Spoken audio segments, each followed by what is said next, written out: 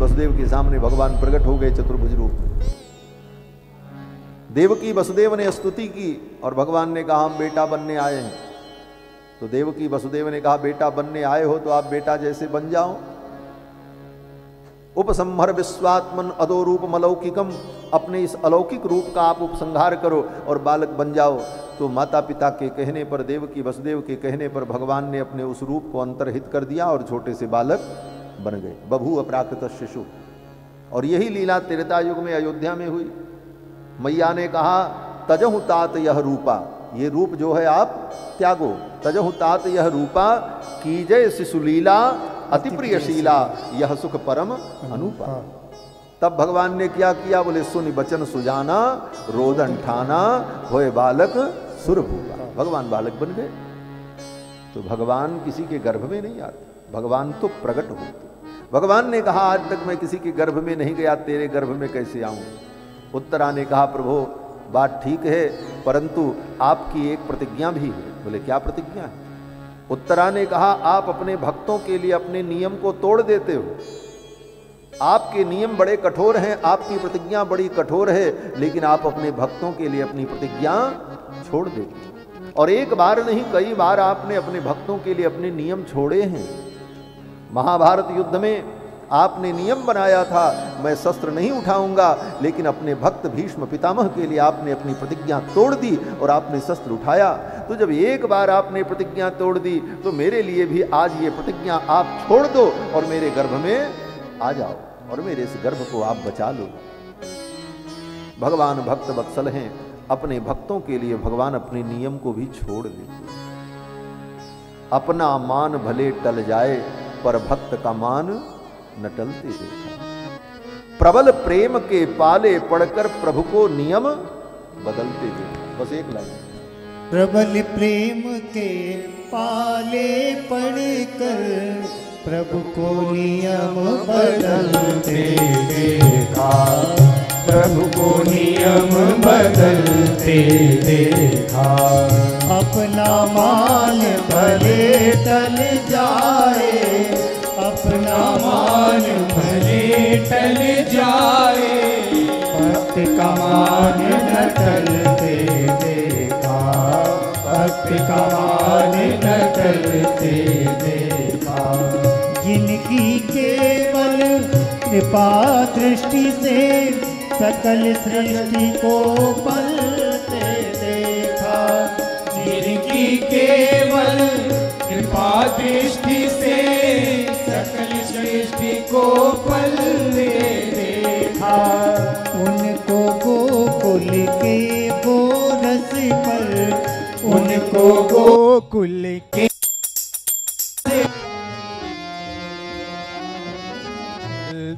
देखा। सौ सौ बार मचलते देखा।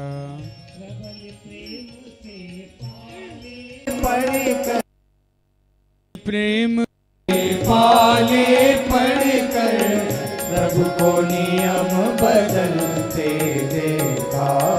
प्रभु को नियम बदलते देखा।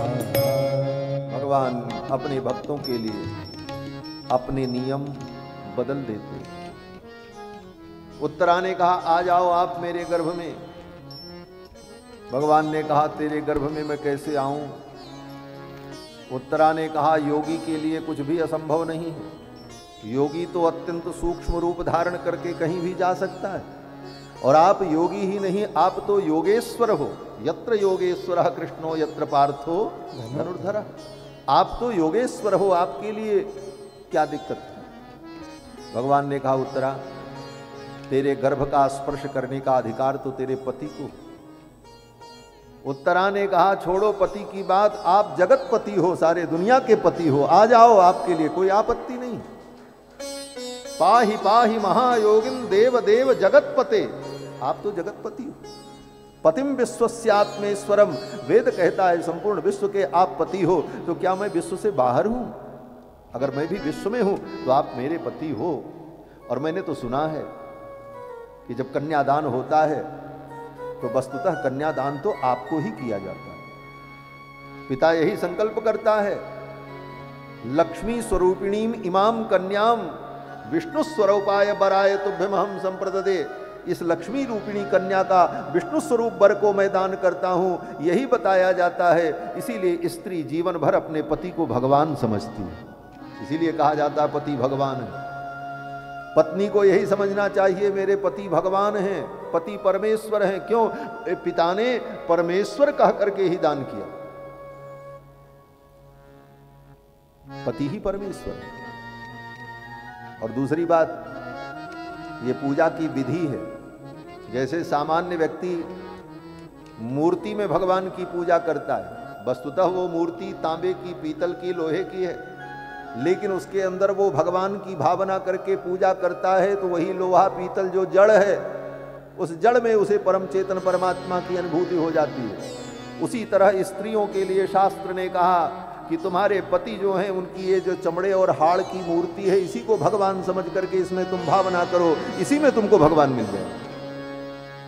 जैसे सामान्य व्यक्ति को जड़ मूर्ति में भगवान की अनुभूति हो जाती है, बल्कि जड़ मूर्ति तो न हिलती है न बोलती है। आप दिन भर लड्डू गोपाल की आरती उतारो, लड्डू गोपाल कभी हिलें डुलें बोलें तो चलो थोड़ा पूजा करने में और थोड़ा मजा भी आए, लेकिन फिर भी भक्त भगवान के उस विग्रह में भावना करते हैं और उस भावना से पूजा करते हैं तो उन्हें फल मिलता है।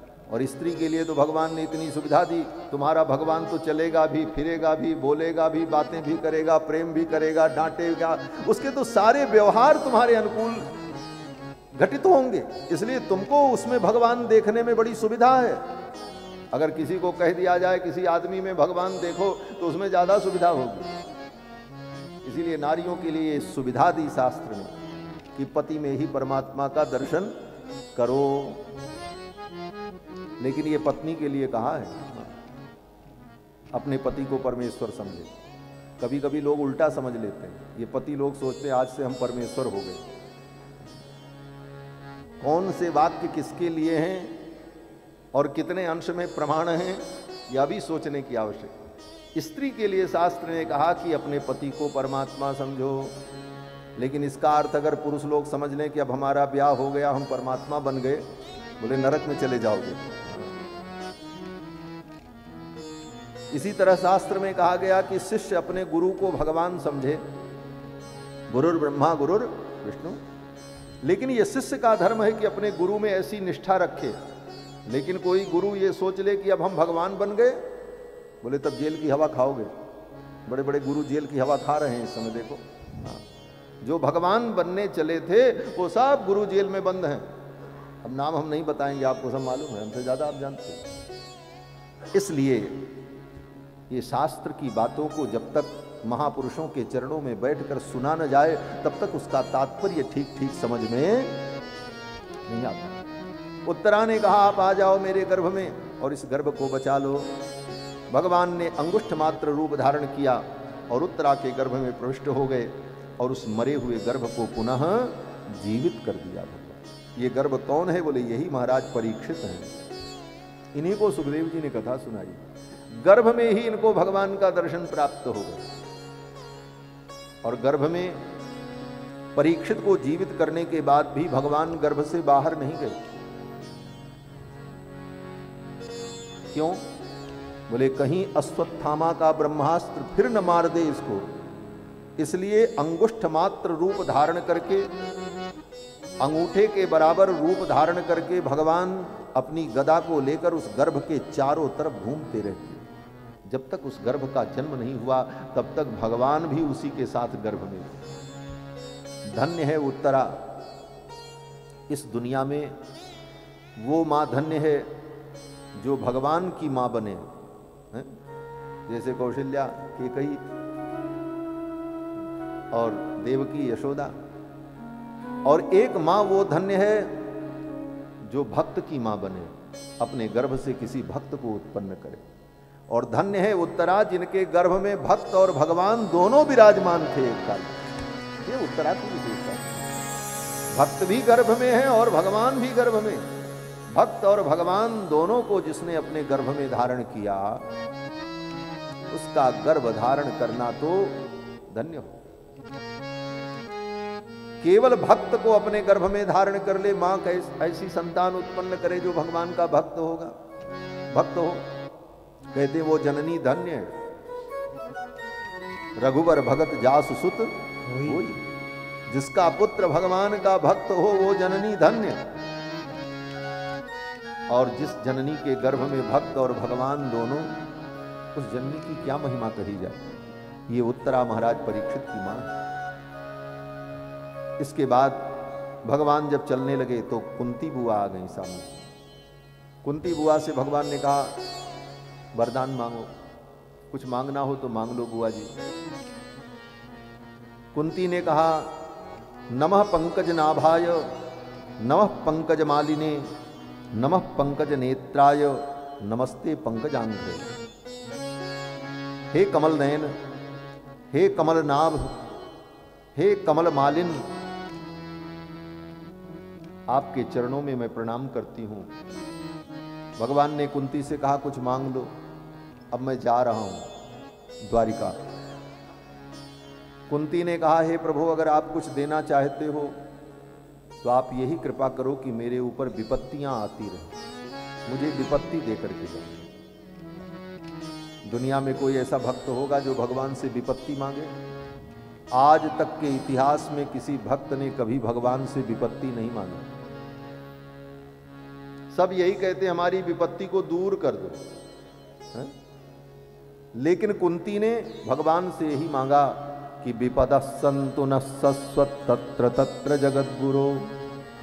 हे भगवान आप कृपा करो मेरे ऊपर बार बार ऐसी ही विपत्तियां आती रहें। कुंती ने भगवान से विपत्ति मांगी। ये मांगने की हिम्मत सबके अंदर नहीं हो सकती। माता आज भी कोई कहे कि जाओ मंदिर में भगवान से कहो कि हे भगवान हमको विपत्ति दे देना, जबान रुक जाएगी महाराज, हिम्मत नहीं होगी मांगने की। कुंती साक्षात भगवान से कहती हैं हे गोविंद आप कृपा करो मेरे ऊपर ऐसी ही विपत्तियां बार बार आती रहें। भगवान ने कहा कुंती बुआ ये विपत्ति से आपको इतना प्रेम क्यों है? तो कुंती ने कारण बताया।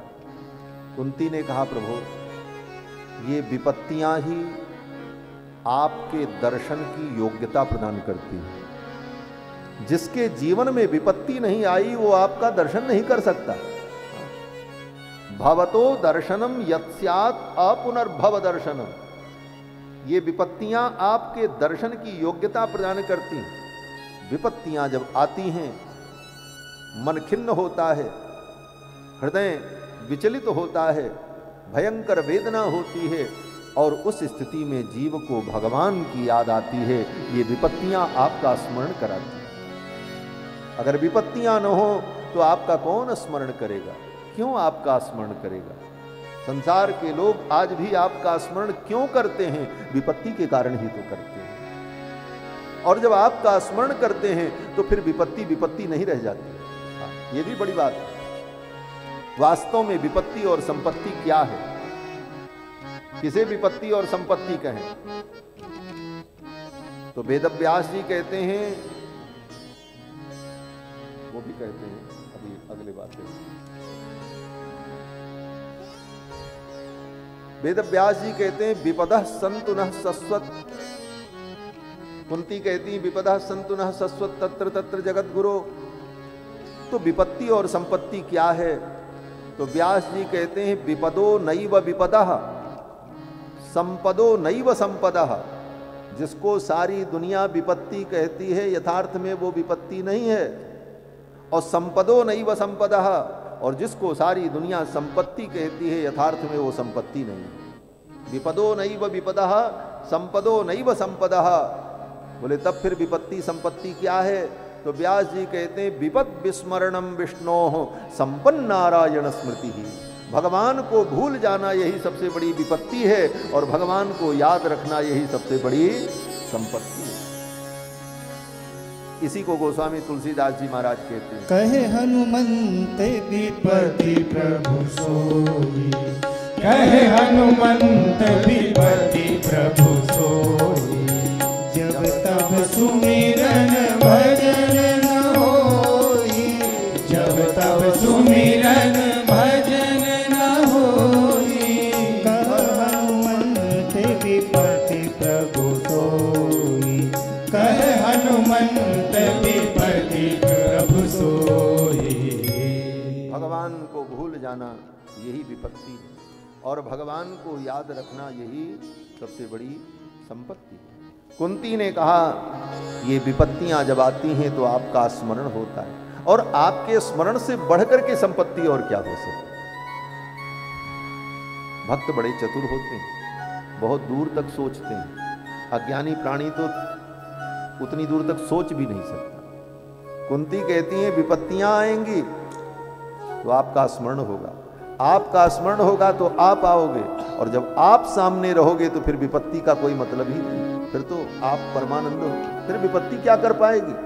और आप जब आओगे, आपका चरण जहां पड़ेगा, आपके चरणों में लक्ष्मी रहती है, आपके चरणों में श्री है। आप जहां रहोगे वहां श्री होगा, वैभव होगा, क्या कमी होगी। इसलिए विपत्तियां का आना बहुत जरूरी है। विपत्ति आएगी तब आपका स्मरण होगा, आपका स्मरण होगा तो आप आओ। इसलिए मैं विपत्ति मांगती हूं। भगवान ने कहा तथास्तु। चलते चलते कुंती ने कहा एक वरदान आप मुझे दे दो। भगवान ने कहा क्या? कुंती ने कहा स्नेह पास मिमम छिंदी दृढ़म पांडुसु वृष्णिसु। ये जो मेरे पुत्र हैं पांडव, इनके प्रति मेरा जो स्नेह है, प्रेम है, इस प्रेम को आप खत्म करके जाना। सोचो, भागवत को समझो। आज हम क्या मांगते हैं? बोले भगवान से, बोले हमारा बेटा बेटी परिवार में प्रेम बना रहे, ये नहीं मांगते हैं।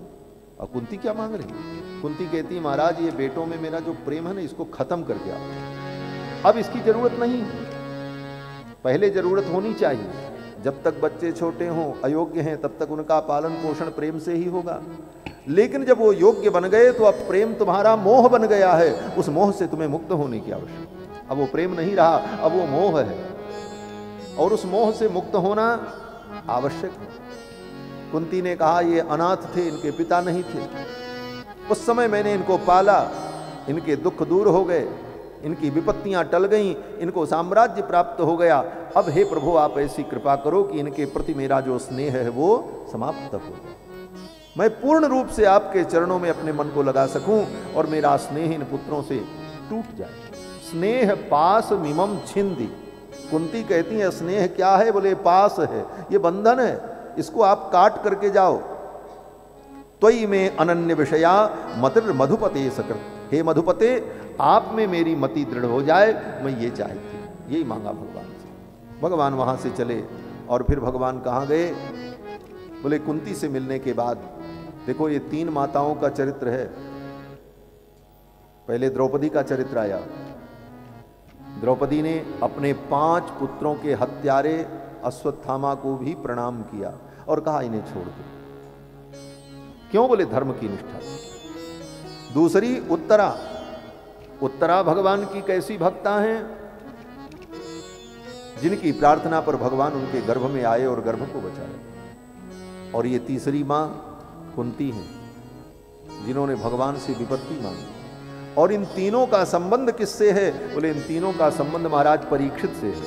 एक परीक्षित की मां है, एक परीक्षित की दादी हैं, और एक परीक्षित की परदादी हैं। जिसकी मां, जिसकी दादी, जिसकी परदादी भगवान की इतनी बड़ी भक्ता हो, उसके कुल में उत्पन्न महाराज परीक्षित परम भागवत। और परीक्षित की जो सगी दादी हैं, कौन? सुभद्रा, जो भगवान कृष्ण की सगी बहन। उनका चरित्र तो और भी अद्भुत है। सुभद्रा के एकमात्र पुत्र अभिमन्यु महाभारत युद्ध में मारे गए, लेकिन एक बार भी सुभद्रा ने भगवान से ये नहीं कहा कि कृष्ण तुम मेरे भाई हो, मैं तुम्हारी छोटी बहन हूं। आज तक मैंने तुमसे कुछ नहीं मांगा, मेरा एक ही बेटा था, महाभारत युद्ध में मारा गया। तुम भगवान हो, तुम ईश्वर हो, सब कुछ करने में समर्थ हो, मेरे बेटे को जिंदा कर दो, कह सकती थी सुभद्रा। और भगवान ने पहले ऐसा किया भी है, अपने गुरु के मरे हुए पुत्र को जिंदा किया है। द्वारिका में एक ब्राह्मण के मरे हुए बालक को भूमा पुरुष से लेकर के चले आए, उसे जीवित किया है। भगवान कृष्ण कर सकते हैं। और सुभद्रा कह सकती थी कि जब आप अपने गुरु के पुत्र को जिंदा कर सकते हो और उस ब्राह्मण बालक को वहां से आप ला सकते हो, ये तो तुम्हारा भांजा है, और भांजा तो ऐसे भी गुरु के समान पूज्य और आदरणीय होता है, इसे तुम जिंदा कर दो। लेकिन एक बार भी सुभद्रा ने भगवान से नहीं कहा। जानती मेरे कृष्ण को, मेरे प्रभु को जो स्वीकार्य है वही मुझे भी स्वीकार्य है। ये भक्ति है। रोया नहीं, धोया नहीं, भगवान से कहा नहीं, और उस विधि के विधान को सुभद्रा ने यथावत स्वीकार किया।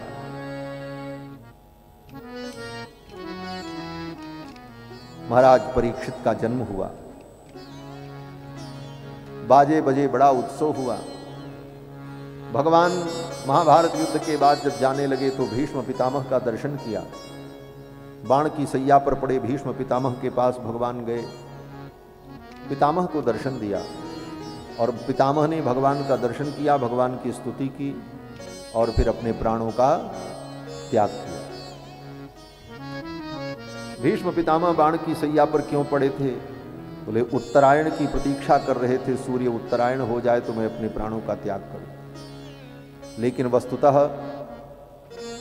पितामह जिस उत्तरायण की प्रतीक्षा कर रहे थे वो उत्तरायण कोई और नहीं, भगवान कृष्ण थे। मेरे कृष्ण मेरी आंखों के सामने आ जाएं तब मैं अपने प्राणों का त्याग करूं। अभी कृष्ण व्यस्त है महाभारत युद्ध में, सब कुछ समाप्त हो जाएगा, स्थिति सामान्य हो जाएगी, तब कृष्ण को फुर्सत मिलेगी मुझसे मिलने की।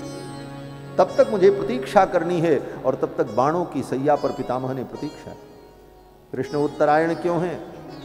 बोले उत्तरा के गर्भ में जाकर उत्तरा के गर्भ को जीवित करके उत्तरा के गर्भ से आ रहे हैं, इसलिए उत्तरायण है। भक्त वत्सल हैं, भक्त के लिए सब कुछ करने को तैयार हैं, अपनी प्रतिज्ञा भी छोड़ने को तैयार हैं।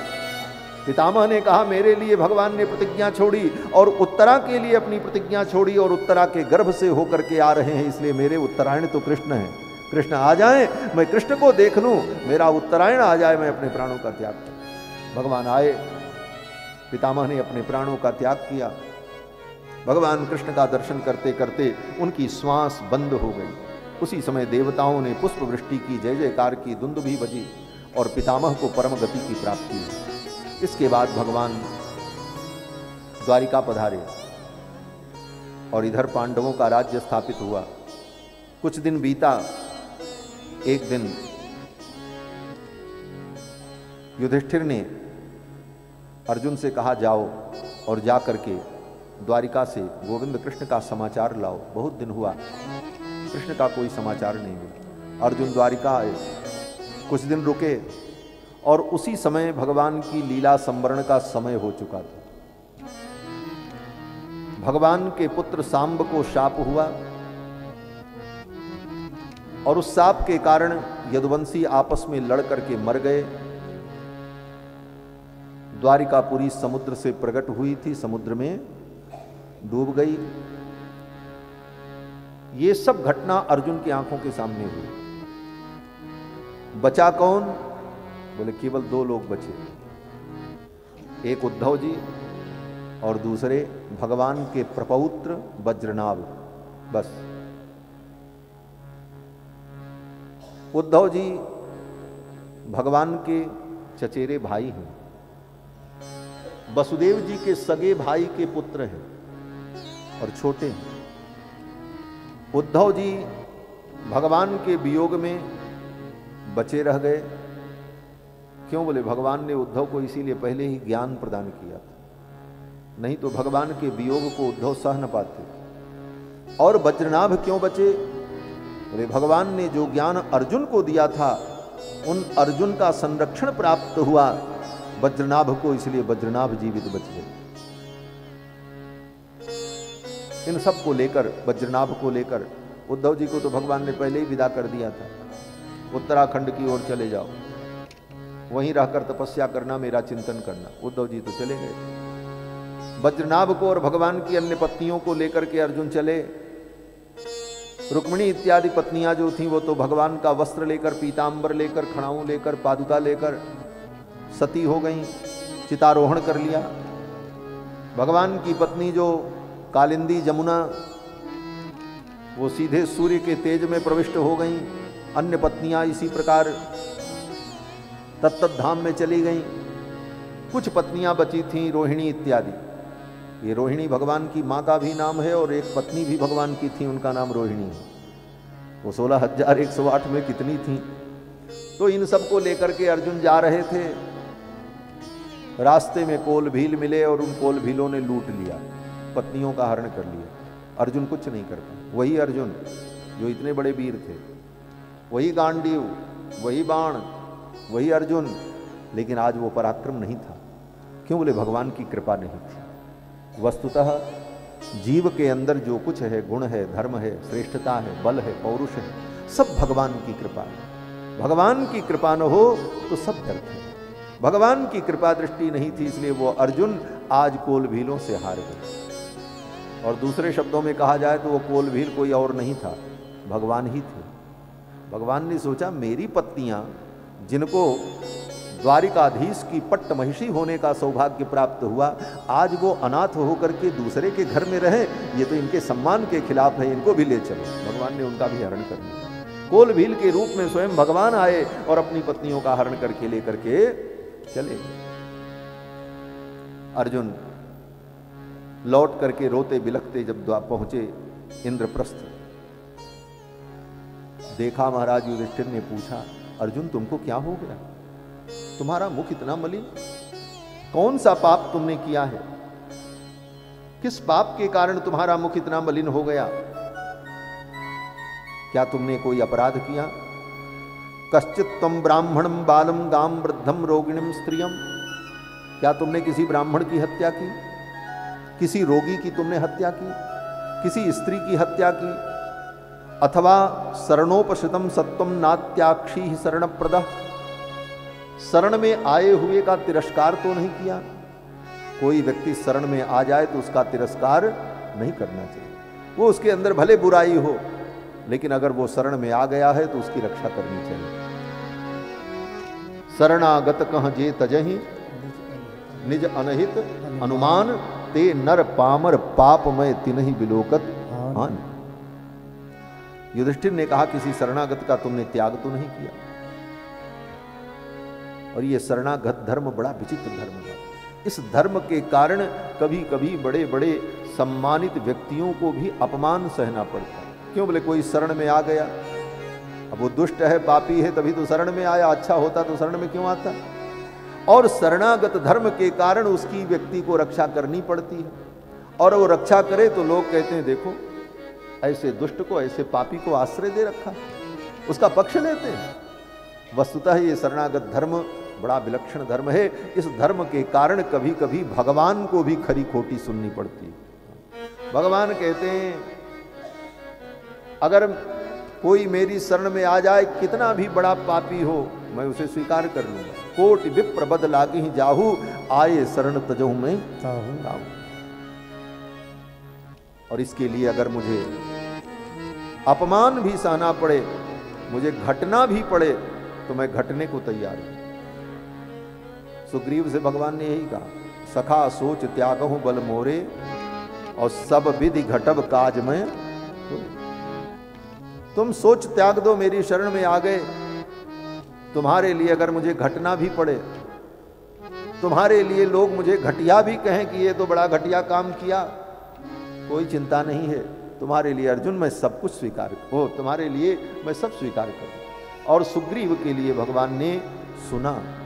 आज तक लोग भगवान को कहते हैं। बाली ने भी कहा, जब भगवान ने छिप करके बाली को मारा, क्यों? बोले सुग्रीव के लिए, अपने शरणागत के लिए भगवान ने छिप करके बाली को मारा।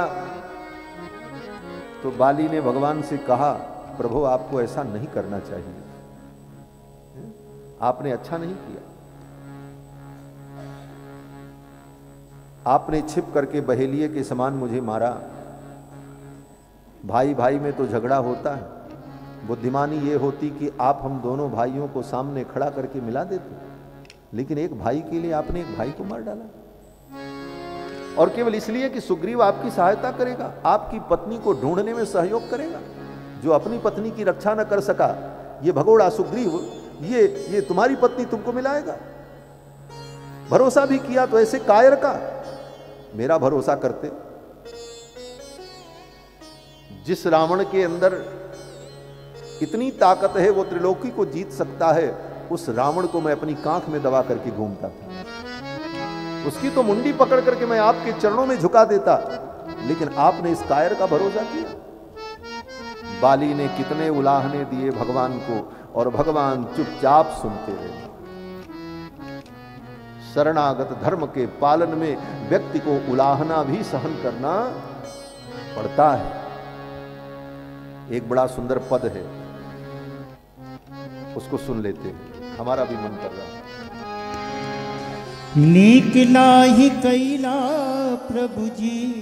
ये भोजपुरी में है, पूरब की भाषा में। बाली कहता है भगवान से कि हे प्रभु जी, आपने अच्छा नहीं किया।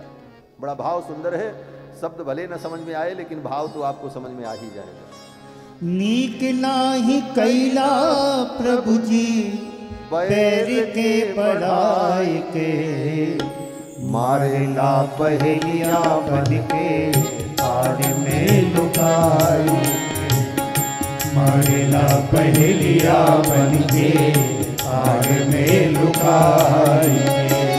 नीक नाही कैला प्रभु जी, नीक नाही कैला प्रभु जी, बैर के बढ़ाई के, मारेला पहेलिया बन के आड़ में लुकाई। मारेला पहेलिया बन के आड़ में लुकाई। जनती के हवा वीर, सामने से मरता तीर। जनती के हवा वीर, सामने से मरता तीर। बाली ने कहा कि सामने से आकर के आप लड़ते तो मैं भी समझता कि आप वीर हो। ये कायरों के समान छिप करके हम भी आपके बल का कुछ अंदाजा तो लगाते कि आपके अंदर कितना बल है। जनती के हवा वीर, सामने से मरता तीर। जनती के हवा वीर, सामने से मरता तीर। तोहरा तो जोर लेते, तोहरा तो जोर लेते, हम आज माई के। मारेला पहेलिया बन के आड़ में लुकाई। मारेला पहेलिया बन के आड़ में लुकाई। हमनी के भाई भाई मिलो मिलल जाई। हमनी के भाई भाई लड़ल और मिलल जाई। एक भाई के राज देला, एक भाई के राज देला। एक भाई के राज देला, एक भाई के राज देला।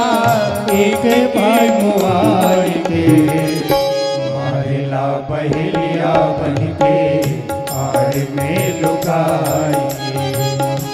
मारेला पहेलिया बन के आड़ में लुकाई। बाली ने कहा हमनी के भाई भाई लड़ल और मिलल जाई। भाइयों में तो लड़ाई होती है, फिर मिलन भी हो जाए। हमनी के भाई भाई लड़ल और मिलल जाई। लेकिन आपने क्या किया? बोले एक भाई के राज दिया, एक भाई के मुआई के।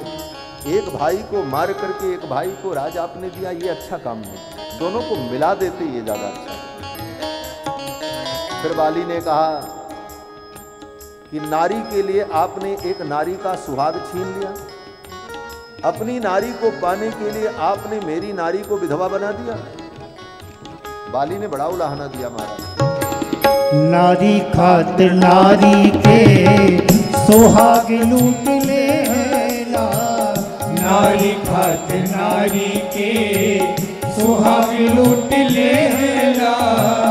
नारी खातिर नारी के सुहाग लूट लेला। लेला, नारी खातिर नारी के सुहाग लूट लेला, अंगद बिटौआ के बाप छीन लेला, अंगद बेटौआ के बाप छीन लेला, अंगद के रखिया प्रभु जी, अंगद के रखिया प्रभु जी, ओ अंगद के रखिया प्रभु जी, अंगद के रखिया प्रभु जी, आपन बनाए के मारेला बहलिया बन के आड़ में लुकाए के, मारेला बहलिया बन के आड़ में लुकाए के, नीक नाही कैला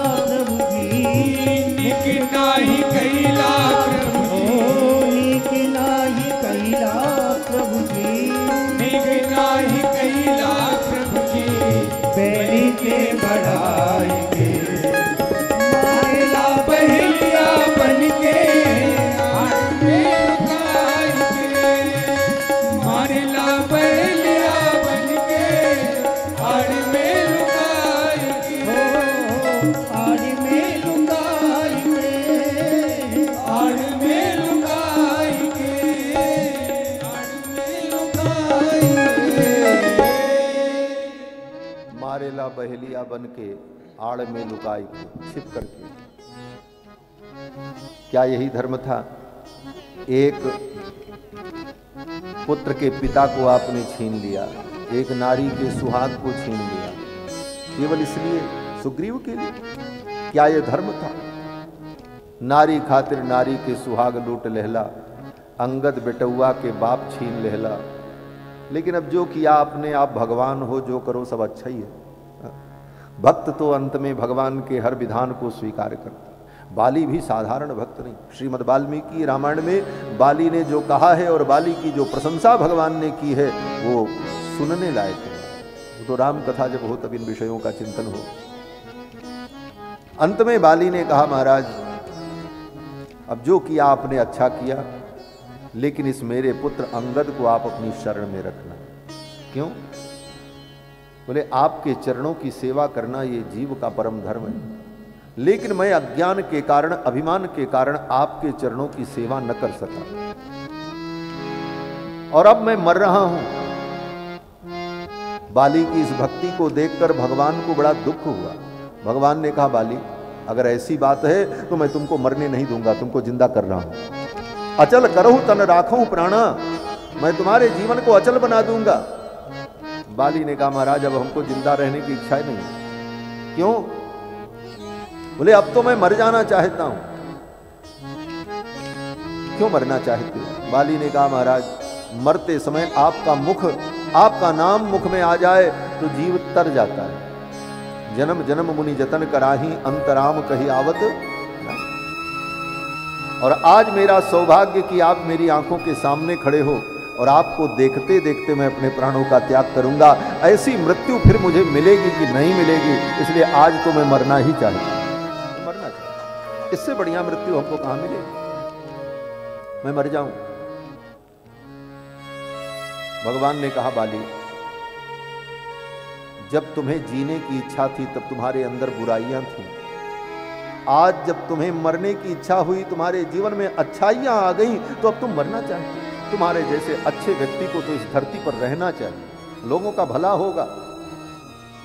बाली ने कहा, महाराज अब लोगों का भला आप करो, हम तो अपना भला करना चाहते। अब तो मेरा भला इसी में है कि आपके चरणों में अपने प्राणों का मैं त्याग कर दूं, और मैं तो आपकी सेवा नहीं कर सका। कैंकर्य ये जीव का परम धर्म है। कैंकर्य लक्षण विलक्षण मोक्ष भाजो, रामानुजो विजयते यति राजराज। भगवान रामानुज कहते हैं, भगवान का कैंकर्य ही विलक्षण मोक्ष है। बाली ने कहा, हम तो आपका कैंकर्य नहीं कर सके, सेवा नहीं कर सके, लेकिन शास्त्र कहता है आत्मा वही जायते पुत्र, आत्मा ही पुत्र होती है। मेरा पुत्र आपकी सेवा करेगा तो यही मेरी सेवा होगी। इस पुत्र को अपनी सेवा में आप स्वीकार कर लें। अंगद के रखिया प्रभु जी आपन बनाए, इसको अपना बनाए। तो शरणागत धर्म बड़ा विलक्षण धर्म है। शरणागत धर्म में शरण में आए हुए की रक्षा करना, भले उसके अंदर दोष हो, दुर्गुण हो, लेकिन शरण में आ गया तो उसका त्याग नहीं करना चाहिए। धर्मराज युधिष्ठिर कहते हैं, अर्जुन क्या तुमने किसी शरणागत का त्याग कर दिया? आखिर तुम्हारा तेज नष्ट क्यों हुआ? इस रहस्य को जो जानते हैं उन्हें दोष नहीं दिखाई पड़ता।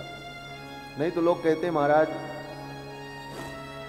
अमुक व्यक्ति बड़े अच्छे हैं लेकिन उनके पास रहने वाले लोग बड़े गंदे हैं। बोले गंदे नहीं हैं, ये उनकी महानता है कि उनकी शरण में है तो कहां भगा दें। शरण में रहने वाले का दोष देखना भी अपराध है। इसलिए शरण में जो है उसका संरक्षण उस शरणागत का धर्म बन जाता है, शरणागत रक्षक का धर्म बन जाता है। इसलिए अर्जुन ने कहा महाराज ऐसा कुछ नहीं। बोले फिर किस कारण से तुम्हारा तेज नष्ट हुआ? अर्जुन ने कहा जिन भगवान की कृपा से हमने महाभारत युद्ध में विजय पाई, जिन भगवान की कृपा से बड़ी बड़ी विपत्तियों से हम बचे, वे भगवान हमें छोड़कर चले गए। ये सुनते ही सभी पांडव विलाप करने लगे। अंत में पांडवों ने निर्णय किया हम भी धरामंडल छोड़ दें। अब जब कृष्ण चले गए तो हम रह करके क्या? ये भी सब स्वर्ग से आए थे, देवरूप थे, भगवान की लीला में सहयोग के लिए इनका जन्म हुआ था धरती पर। जब भगवान चले गए, भगवान की लीला पूरी हो गई तो इनकी भी पूरी हो गई। जैसे बड़े बड़े नेता आते हैं, प्रधानमंत्री आते हैं तो बहुत सारे अधिकारी आते हैं, उनकी सारी व्यवस्था करते हैं, और जब नेता चले गए तो अधिकारी भी सब चले जाते हैं, काम खत्म। क्यों? बोले काम कार्यक्रम पूरा हो गया। अब भगवान जब विदा हो गए तो सबको जाना ही है, सब पारी पारी से जाएंगे। पांडव स्वर्गारोहण करने के लिए चले गए और अपने पौत्र अभिमन्यु के पुत्र परीक्षित को सिंहासन पर बैठा करके राज्य दे दिया। परीक्षित राजा हो गए और परीक्षित ने 3 अश्वमेध यज्ञ किया। एक अश्वमेध यज्ञ करने में 1 वर्ष लगता है और एक अश्वमेध यज्ञ में 1 लाख ब्राह्मण को भोजन कराना पड़ता है। लक्ष्य ब्राह्मण भोजन ये विधि है। आज के समय में कोई अश्वमेध यज्ञ करे तो 1 लाख ब्राह्मण ही मिलना बड़ा मुश्किल। शुद्ध ब्राह्मण संध्या वंदन करने वाले, ऐसे ढोंगी ब्राह्मण तो बहुत मिल जाएंगे, लेकिन संध्या वंदन गायत्री का जप करने वाले पवित्र ब्राह्मण मिले 1 लाख ब्राह्मण ही ढूंढना बड़ा मुश्किल है। हाँ, अभी आने वाले 2026 में 9 मार्च से 8 मार्च से 19 अप्रैल तक पुष्कर में 100 पुरस्चरण गायत्री का बहुत बड़ा यज्ञ पूज्य स्वामी श्री प्रखर जी महाराज के द्वारा होने जा रहा है। पिछली बार उन्होंने अयोध्या में लक्ष्य चंडी यज्ञ किया था। बड़े बड़े यज्ञ वो करते हैं पूज्य महामंडलेश्वर श्री प्रखर जी महाराज। 8 मार्च से 19 अप्रैल तक पुष्कर में तीर्थराज को तीर्थ पुरोहित, तीर्थराज तो प्रयाग है, पुष्कर तो पुरोहित है ना, तो तीर्थ पुरोहित पुष्कर धाम में 100 गायत्री का पुरस्चरण होगा। 100 पुरस्चरण गायत्री का मतलब 24 करोड़ गायत्री का जप। और इस अनुष्ठान के लिए अभी से पूज्य महाराज श्री ब्राह्मणों का चयन कर रहे हैं। लगभग 3000 ब्राह्मण लगेंगे, तब वो इतने दिनों में जप पूरा होगा। और हर तीर्थों से संध्या वंदन करने वाले, नियम से रहने वाले, सारे आचार विचार से संपन्न ब्राह्मणों का चयन करने में चयन प्रक्रिया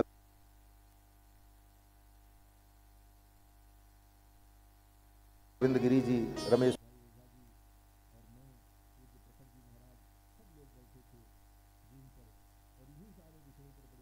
चर्चा हुई। काशी के बड़े बड़े विद्वान उसमें जुड़े थे कि कैसे ये यज्ञ संपन्न हो। तो आज तो ये स्थिति है महाराज, कोई बहुत बड़ा अनुष्ठान करना चाहे तो शुद्ध पवित्र ब्राह्मण मिलना बड़ा मुश्किल। और ब्राह्मणों की ये स्थिति है कि ब्राह्मण के बालक वेद नहीं पढ़ना चाहते, होटल में काम कर लेंगे, दुकान पर मजदूरी कर लेंगे, किसी सेठ के यहाँ रह करके मजदूरी कर लेंगे, लेकिन उनको कहो कि तुम वेद पढ़ो, शास्त्र पढ़ो, धर्म के अनुकूल जीवन जियो, बोले वो करना बड़ा कठिन लग रहा है। यह स्थिति है समाज की। ये ब्राह्मणों के लिए बहुत बड़ा अभिशाप है, कलंक है।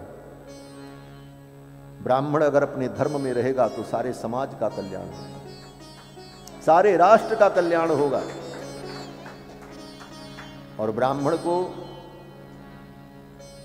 वेद शास्त्र इसलिए पढ़ना चाहिए कि ये हमारा कर्तव्य है। वेद पढ़ने के बाद, शास्त्र पढ़ने के बाद हमको भीख मांगना पड़ेगा, हमको खाने के लिए रोटी मिलेगी कि नहीं मिलेगी, इन विषयों का विचार किए बिना शास्त्र का अध्ययन करना ये ब्राह्मण का परम धर्म है। महर्षि पतंजलि ने अपने महाभाष्य में लिखा है, निष्कारणो षडंगो वेदोध्येयो गेयश्च, ब्राह्मण को निष्कारण वेद का अध्ययन करना चाहिए।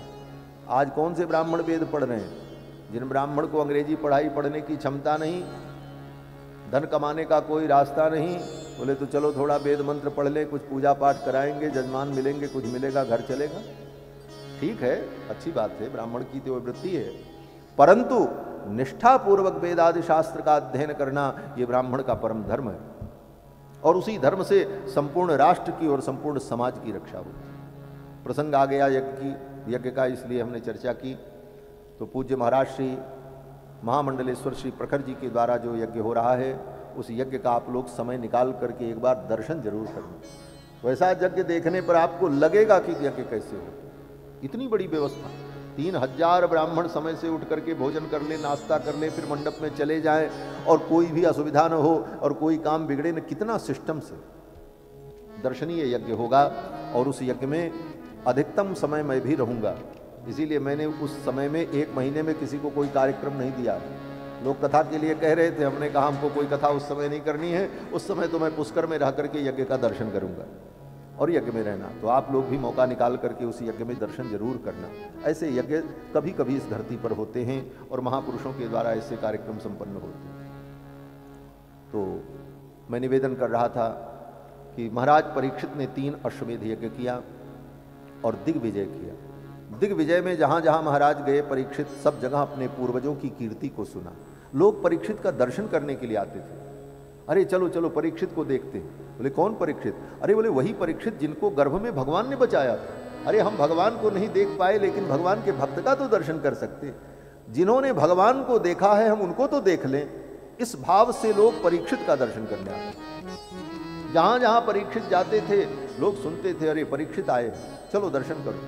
ये वही परीक्षित हैं जिनके पितामह पांडव के लिए भगवान दूत बने, जिनके लिए भगवान सारथी बने, जिनके लिए भगवान ने द्रौपदी की जूती तक हाथ में उठाई, जिनके लिए भगवान ने जूठी पत्तल उठाई। ऐसे भक्तों के कुल में उत्पन्न है महाराज परीक्षित, और परीक्षित तो स्वयं परम भागवत हैं। मैं उनका दर्शन करूं, इस भाव से लोग उनका दर्शन करने। जहां जहां परीक्षित दिग्विजय में जाते, जिस नगर में, जिस शहर में, वहां का जन समाज इनका दर्शन करने आता। अपने पूर्वजों की कीर्ति को सुनकर, भगवान की महिमा को सुनकर महाराज परीक्षित को बड़ी प्रसन्नता हुई। दिग्विजय किया। दिग्विजय के क्रम में कलयुग का निग्रह किया और कलयुग को रहने के लिए 4 स्थान दे दिया। दूतशाला, मद्यशाला, बधूशाला और बधशाला। जहां पर लोग जुआ खेलते हों तुम वहां निवास करना, कलयुग को जगह दे दी। जहां पर पशु का वध होता हो वहां तुम निवास करना, बधशाला। बधूशाला, जहां पर स्त्रियां अंग व्यापार करती हों, वेश्यालय जिसे कहा जाता है, वहां पर तुम निवास करना। और मद्यशाला, जहां पर लोग शराब पीते हों, सुरापान करते हों, वहां तुम निवास करना। कलयुग को ये 4 स्थान दिया। मद्यशाला, बधशाला, बधूशाला और द्यूतशाला, जहां पर लोग जुआ खेलते हैं। कलयुग इन 4 स्थानों पर रहने लगा। कलयुग ने कहा हमारा परिवार बहुत बड़ा है, काम, क्रोध, लोभ, मोह, ईर्ष्या, द्वेष, पाखंड, छल, दंभ, कपट, ये सब मेरे नाती पोता हैं, इतना बड़ा परिवार है। ये 4 कमरे के फ्लैट में मैं नहीं रह पाऊंगा, थोड़ा बड़ी जगह बताओ। राजा परीक्षित ने कहा अच्छा तो ऐसा करो कि अन्याय से उपार्जित जो धन है उस धन में तुम निवास करना। यहां पर सोने की बात कही, लेकिन सोना का मतलब सोना नहीं, सोना का मतलब धन, स्वर्ण धन का प्रतीक है। स्वर्ण तो भगवान का स्वरूप माना गया है। स्वर्ण तेजस धातु है, परम पवित्र धातु है। मरते समय व्यक्ति के मुख में रखा जाता है कि ये परम पवित्र हो। तो स्वर्ण से तात्पर्य यहां पर धन से, अधिक मात्रा में जहां पर अन्याय से उपार्जित धन होगा, कलयुग वहां निवास करेगा। और इस कलयुग में जहां पर अत्यधिक धन होगा और अन्याय के द्वारा वो धन आ रहा होगा, वहां पे कलयुग आ जाएगा उसी धन के माध्यम से और सबका विनाश करा देगा। कलयुग को ये सब स्थान दिया महाराज परीक्षित ने। और इसके बाद महाराज परीक्षित एक दिन शिकार खेलने गए और जंगल में प्यास लगी। पानी से प्यास से व्याकुल होकर एक महात्मा की कुटिया में गए। महात्मा समाधि में बैठे थे, पानी मांगा, उन्होंने कुछ बोला नहीं। बगल में मरा एक सांप पड़ा था, उस सांप को उठाया और महात्मा के गले में लपेट दिया। इतने बड़े ज्ञानी जिनको भगवान का दर्शन हुआ, और तो और भगवान श्री कृष्ण ने महाराज परीक्षित को अपनी गोद में खिलाया था। जो भगवान की गोद में खेला हो, सोचो उससे इतनी बड़ी भूल हो जाए। परीक्षित महाराज को भगवान ने अपनी गोद में खिलाया था। जब परीक्षित पैदा हुए तो आंखें इनकी बंद थी। कोई गोद में लेता तो एक बार आंख खोल करके देखते, फिर आंख बंद कर लेते, फिर बंद रहती आंख। फिर किसी की गोद में जाते तो एक बार आंख खोल करके उसे देख लेते, फिर आंख बंद। सब लोग परेशान, इस बालक का क्या लक्षण है, ये क्या देखना चाहता, और देखने के बाद आंख बंद कर लेता। बोले महाराज परीक्षित जब गोद में जाते थे तो यही देखते थे, जिसको मैंने गर्भ में देखा था वो अभी तक नहीं दिखा। ढूंढ रहे थे भगवान को, और भगवान जब आए और भगवान ने अपनी गोद में लिया परीक्षित को, तो परीक्षित ने फिर आंख खोली और देखा, अरे ये तो वही हैं जिनको हमने गर्भ में देखा था।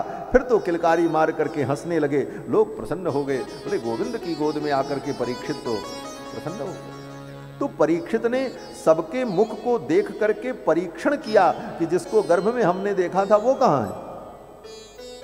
इसीलिए इनका नाम परीक्षित पड़ा। इनका असली नाम विष्णुरात है। विष्णुरात माने भगवान विष्णु ने जिनकी रक्षा की। राति रक्षती थी, विष्णु राति माने भगवान विष्णु ने जिनकी रक्षा की। तो भगवान विष्णु कौन है? बोले कृष्ण है। कृष्ण ने गर्भ में इनकी रक्षा की, इसलिए इनका नाम विष्णुरात पड़ा। परीक्षित नाम इसलिए पड़ा। सब नामों के पीछे अलग अलग कारण थे। तो महाराज परीक्षित से ये भूल हो गई और उस महात्मा के गले में सर्प डाल दिया।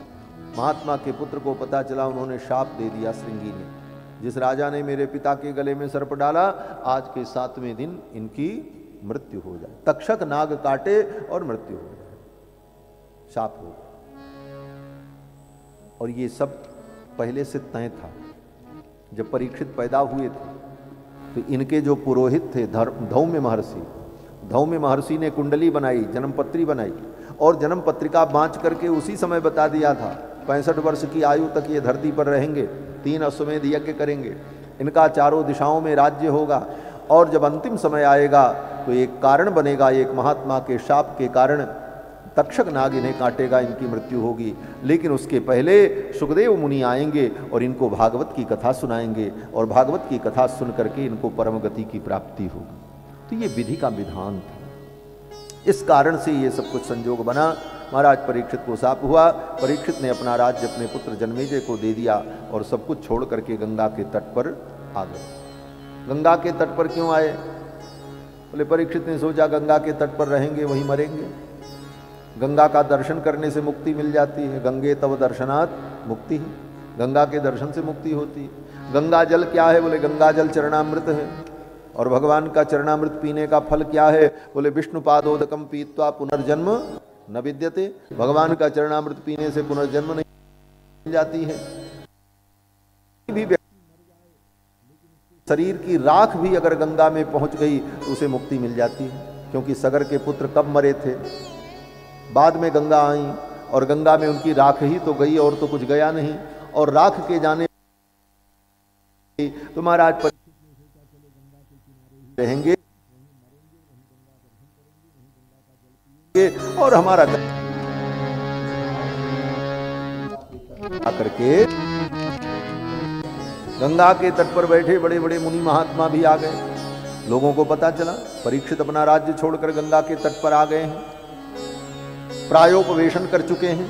प्रायोपवेशन का मतलब एक जगह बैठ जाना जब तक हमारी मृत्यु न हो जाए, इसका नाम प्रायोपवेशन है। एक जगह उपवेशन कर जाना, बैठ जाना, और यह प्रतिज्ञा करके कि अब जीवन को हम त्याग देंगे। एक प्रकार से मरण अनशन, आमरण अनशन नहीं।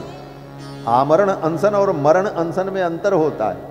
आमरण अनशन का मतलब है कि मरने के पहले तक हमारा अनशन होगा, जब मरने के समय आएगा तो अनशन छोड़ देंगे, इसका नाम आमरण अनशन है। शब्द का अर्थ समझे।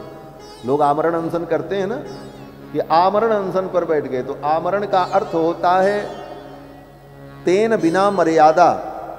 उसमें जो आ शब्द है, आ अक्षर है, उसका अर्थ यही होता है कि तेन बिना माने मृत्यु के बिना, अर्थात मृत्यु के पहले तक हमारा अनशन चलेगा। जब अंतिम समय आ जाएगा कि मरने वाले हैं तो अनशन छोड़ देंगे, फिर दवाई इलाज होगा, बच जाएंगे। तो इसका नाम आमरण अनशन है। लेकिन महाराज परीक्षित का जो अनशन था वो मरण वाला अनशन था। वैसे आमरण का दूसरा भी अर्थ होता है। आ शब्द अगर लग जाए तो उसके दो अर्थ होते हैं। एक अर्थ होता है असमन्तात और एक अर्थ होता है तेन बिना। अब ये सब व्याकरण का विषय है, जो संस्कृतज्ञ हैं वो जानते हैं। तो एक अर्थ होता है असमन्तात, जैसे कोई कहे कि इनका राज्य आसमुद्र पर्यंत है, तो आसमुद्र पर्यंत का मतलब हुआ जहां से समुद्र शुरू होगा वहां तक इनका राज्य है, उसके आगे समुद्र है। और दूसरा अर्थ होता है समुद्र जहां तक है वहां तक इनका राज्य है। तो उसी तरह आमरण का दोनों अर्थ होता है। एक अर्थ तो ये होता है आमरण वाले मरने के पहले तक हम अनशन करेंगे, और दूसरा अर्थ होता है जब तक मर न जाए तब तक अनशन करेंगे, ये भी आमरण का अर्थ होता है। दोनों अर्थ होता है। तो नेता लोग जो अनशन करते हैं वो वाला अर्थ होता है आमरण, मरने के पहले तक करेंगे, जब मरने वाले होंगे तो 4 आदमी टांग कर ले जाएंगे और ग्लूकोज लगा देंगे, अपना महाराज बच जाए। लेकिन महाराज परीक्षित का तो अनशन ऐसा था कि जब तक हमारा प्राण छूट न जाए तब तक हम इसी प्रकार यहाँ बैठे रहे। प्रायोपवेशन करके महाराज परीक्षित विराजमान हो गए।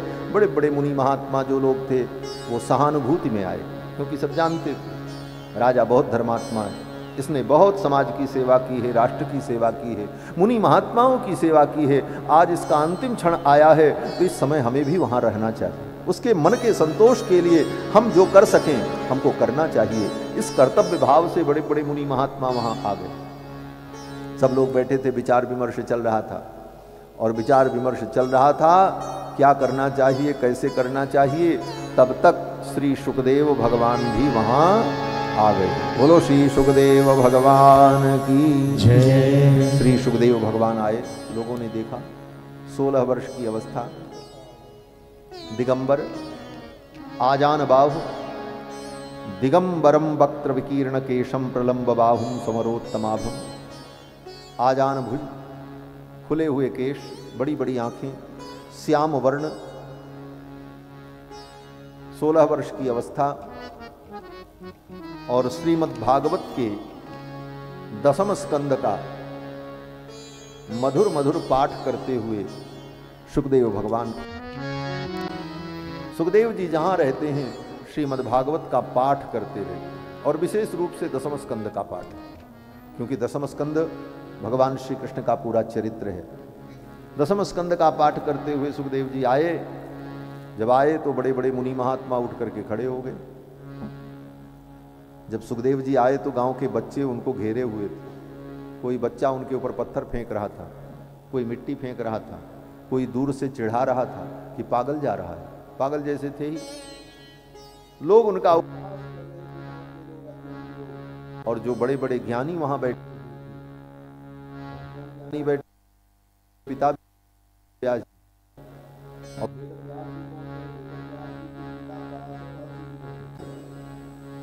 सुखदेव जी के दादाजी और सुखदेव जी के जो परदादा थे शक्ति महर्षि, वो तो मर चुके थे, लेकिन उनके भी बाप जो लकड़ दादा जिसको कहा जाता है, क्या कहते हैं लकड़ दादा, परदादा के भी पिता वो कौन, बोले वशिष्ठ जी महाराज, जो राम जी के कुल गुरु, वशिष्ठ के पुत्र शक्ति, शक्ति के पुत्र पराशर, पराशर के पुत्र वेदव्यास और वेदव्यास के पुत्र सुखदेव, ये सब वहां बैठे थे।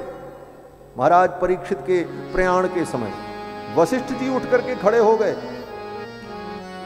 परपोता का बेटा आया, लेकिन वशिष्ठ जी उठ करके खड़े हो गए। पराशर महर्षि खड़े हो गए, वेदव्यास खड़े हो गए, सुखदेव का आदर किया। क्यों? बोले सुखदेव ज्ञाननिष्ठ है, ज्ञानी का समादर सदा हुआ है। पद में वो लोग बड़े थे, लेकिन ज्ञान सुखदेव का श्रेष्ठ था, इसलिए सब लोगों ने उनका सम्मान किया। आए सुखदेव, लेकिन सुखदेव जी के ऊपर कोई फर्क नहीं पड़ा। हाँ, गांव के बच्चों ने अपमान किया और आते ही इन बड़े बड़े किया। परमहंस का यही स्वभाव होता है, संत का यही स्वभाव होता है, न वो ज्ञान से, वो सम्मान से प्रभावित हो, न अपमान से प्रभावित। अपमान और सम्मान में जिसकी समान दृष्टि हो, वही संत है। गोस्वामी तुलसीदास जी महाराज कहते हैं संत का लक्षण क्या है? सम्मान निरादर आदर ही सब संत सुरंतमय। सम्मान निरादर आदर ही सब संत सुखी विचरंतमय। सब संत सुखी विचरंतमय। सब संत सुखी विचरंतमय। सम्मान निरादर आदर है। निरादर और आदर में जिसकी समबुद्धि हो जाए वो संत। सुखदेव जी आ गए, लोगों ने सुखदेव जी का सम्मान किया।